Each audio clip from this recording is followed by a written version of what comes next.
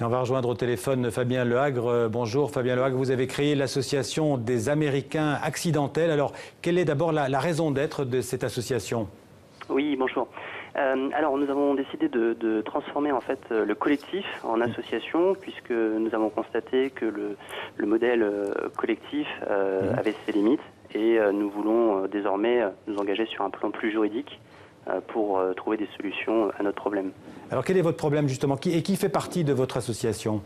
Alors en fait, ce sont les Américains accidentels. Ce sont des personnes qui sont nées aux États-Unis, qui généralement ont quitté les États-Unis à quelques mois, quelques années, et qui sont venus vivre en France et qui ne sont plus jamais retournés aux États-Unis. Donc généralement, ce sont des binationaux qui ont au moins un parent français et qui aujourd'hui se retrouvent confrontés à d'énormes problèmes. Et donc aujourd'hui, même sans avoir travaillé, sans avoir étudié ou voté aux États-Unis, vous êtes considérés par le fisc américain comme des contribuables américains?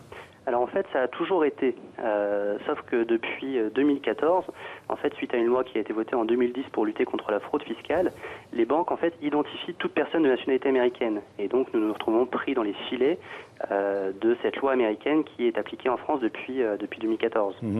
Et vous êtes victime d'autres tracasseries administratives, on peut les appeler comme ça? C'est exact, tout à fait. Eh bien, il y en a un certain nombre, beaucoup d'entre nous ont des difficultés pour ouvrir des comptes bancaires. Certains se sont vus clôturer leurs comptes bancaires, clôturer des assurances-vie, des difficultés pour obtenir des prêts immobiliers. Et ça nous met dans l'embarras puisque, à travers la Citizenship-Based Taxation, le principe de CBT, eh bien, nous aurions dû normalement déclarer nos revenus au fisc américain. Vous n'auriez pas pu renoncer à la nationalité américaine, c'est pas plus simple?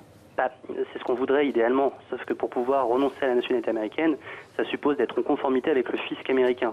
Et pour pouvoir se mettre en conformité avec le fisc américain, ça suppose de passer par un avocat qui va vous prendre entre 15 et 20 000 euros, et vous pouvez vous retrouver à payer également des impôts au fisc américain. En un mot, qu'est-ce que vous attendez de la présidentielle du second tour dans quelques jours? Eh bien, il y a 2 ans, j'ai envoyé un courrier au ministre des Finances de l'époque, qui était Emmanuel Macron. Et donc aujourd'hui, ce que nous attendons des candidats, c'est qu'ils donnent leur position par rapport à l'extraterritorialité de la législation américaine, qui aujourd'hui pose de graves problèmes sur les citoyens français.